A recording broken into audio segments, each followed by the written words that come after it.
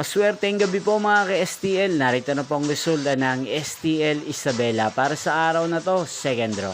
August 14, 2025, araw ng Huwebes. Naway, mga natayaan nyo pong mga numero kanina ay manalo nawa ngayong gabing ito, 7 PM. Kaya't kunin nyo na po ang inyong mga ticket. Narito na po ang resulta. Ang mga numerong nanalo sa STL Isabela ngayong gabing ito, August 14, 2025, 7 PM, second draw. Result 9 at 22 in exact order. Again, 9 at 22. At ngayong gabing ito sa STL Isabela, atin pong i-shoutout si Ate Aida ng Isabela. Shoutout po sa inyo, Ate Aida.